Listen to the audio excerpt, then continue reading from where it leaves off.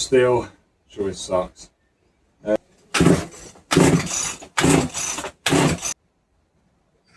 There's no air filter. And that can't be the air filter. If that's the carburetor there, then yeah, take some more stuff apart.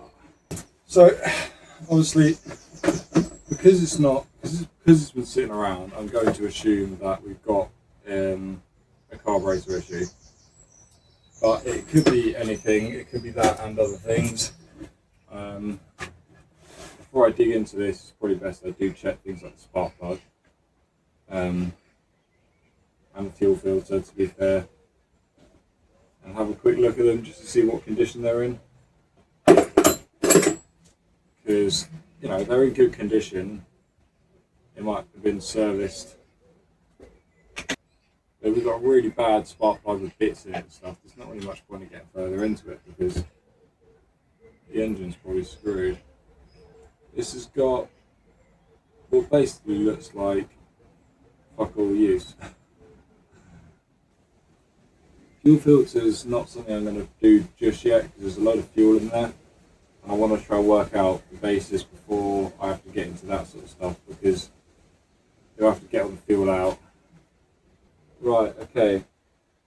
So I'm trying to pull fuel through on the pumping bubble, which is in a very weird position, and I'm not surprised I didn't see it. Right, yeah, it's right on the bottom down there. But when I pull through, which you can't see very well from there, okay, it is bringing fuel through, but it's leaking air out of the seal between the fuel lines and the fuel. So let's release some pressure and get these fuel lines up. So you've got to remember, this goes on. This one's quite easy because you've got like left and then right and left and right. But what we've got to do is, she's facing this way. Now it actually looks quite clean. It's an interesting carburetor. Unlike the steels that have the plates that twist up and down, this has got a cylinder with a twist it that way. Open.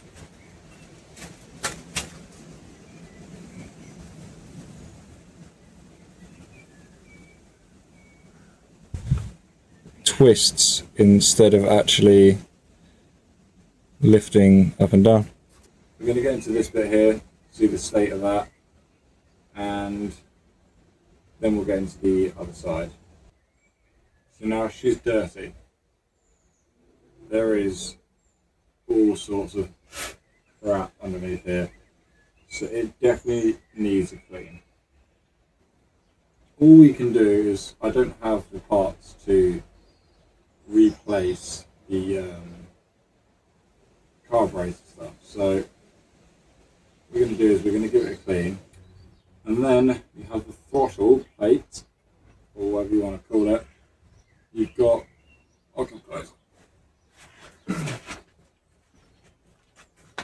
So down there is inside of where the throttle twists, and this is the throttle itself that turns with this here. This is how you adjust your idle speed, so adjust how far this is to the side, which, as you can see, twist that, and you can pull this up, but it's a bit fiddly. Okay, we've got our bat together now. The idle doesn't look right, I'll be honest. I feel like the idle needs to go slightly higher, but we'll leave it at what it is for now. I might give it one more twist. And we're now going to give this a go, see if that made any form of a difference. You want to make sure these are nice and tight, because obviously these are what's holding the, well, stopping the ability for air to go out. These and the carburetor screws.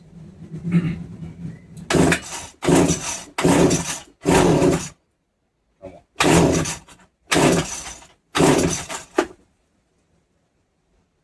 That's the noise I like to hear.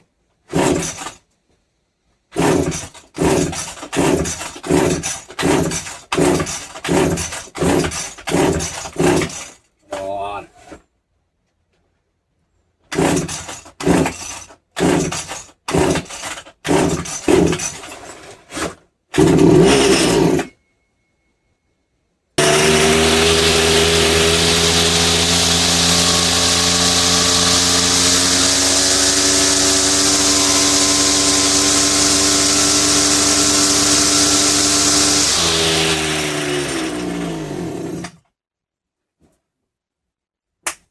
Yes.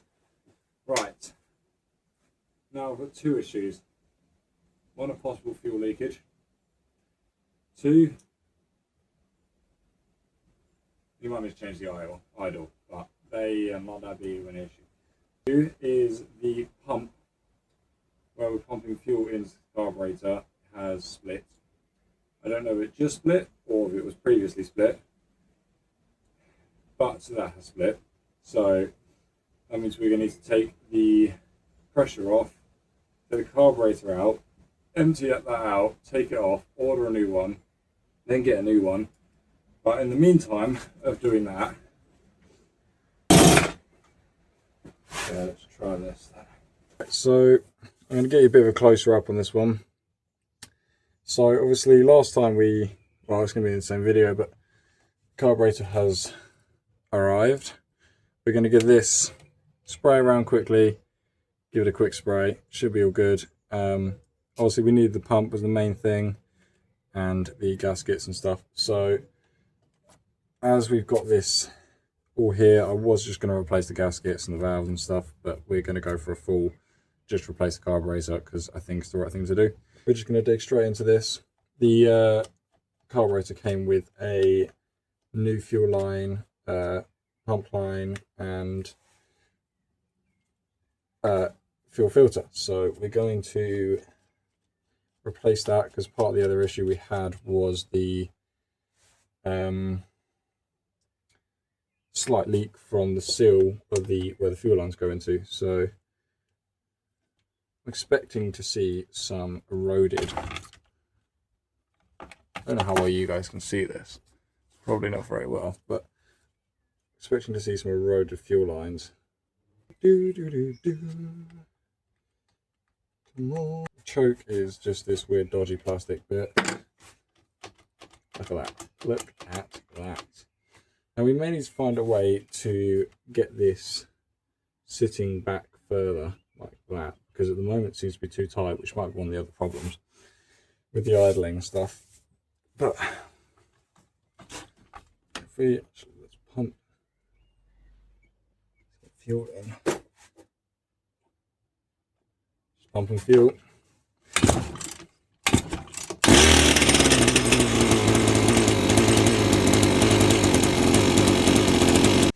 There's nothing else to do.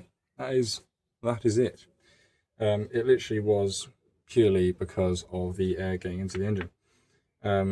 Obviously new carburetor helps, but yeah, a mix of gaskets and valves and air leakages was preventing that. So we have wicked.